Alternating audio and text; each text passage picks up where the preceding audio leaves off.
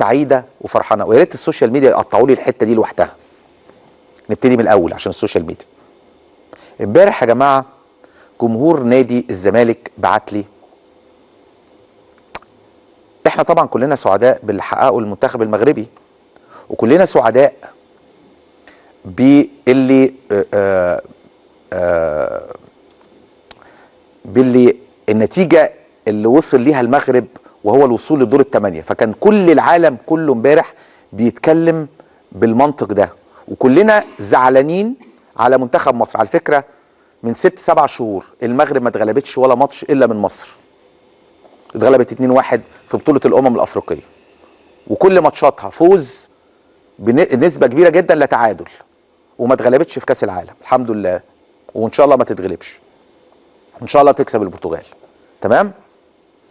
فاذ نفاجأ ان امبارح البرتغال بتلعب سويسرا، فالمباراه تنتهي لصالح البرتغال 6-1. فيطلع الكابتن اسلام الشاطر في قناه النادي الاهلي فيروح قايل لك ايه؟ هي النتيجه كام؟ 6-1.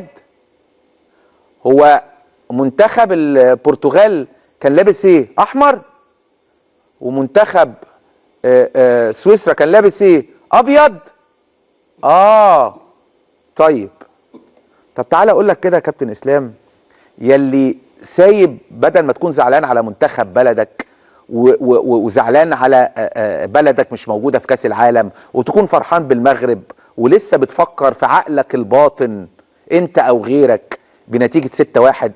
تعالى اقول لك النتيجه 6-1 دي كان هزيمه مصر من منتخب غانا في الماتش المؤهل لكأس العالم في البرازيل في 2013 او 2014.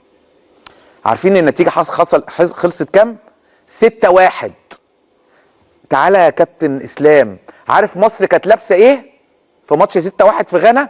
كانت لابسه احمر. عارف غانا كانت لابسه ايه في الماتش اللي كسبت مصر فيه 6-1؟ كانت لابسه ابيض. عارف النتيجه التشكيل بتاع منتخب مصر كان مين؟ كان 9 من الاهلي. كان كابتن شريف اكرامي، لا يا راجل، كان كابتن حسام غالي، كان كابتن ابو تريكه، كان كابتن حسام عاشور، كان كابتن وائل جمعه، كابتن احمد شديد قناوي، كان كابتن محمد نجيب. والله، وكان معاهم محمد صلاح والنني. هل معنى كده ان الاهلي اللي اتغلب 6-1؟ لا، دي مصر.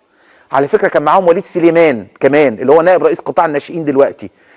وادي الصوره اهي، مصر اللي اتغلبت من غانا 6-1. وكان الماتش ده يوصلنا لكاس العالم. كانت مصر لابسه احمر يا كابتن اسلام، وغانا لابسه ابيض، وكانت نيل على خيبتنا، واحنا عمالين نتكلم على الاهلي والزمالك والمغرب بتوصل دور الثمانيه.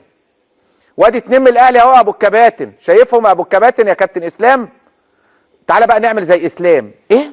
مين كانوا لابسين ايه؟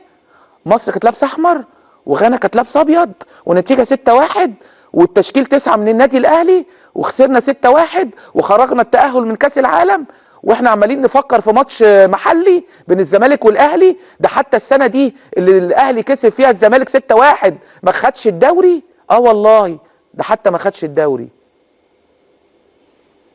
نطلع فاصل. سلام عليكم.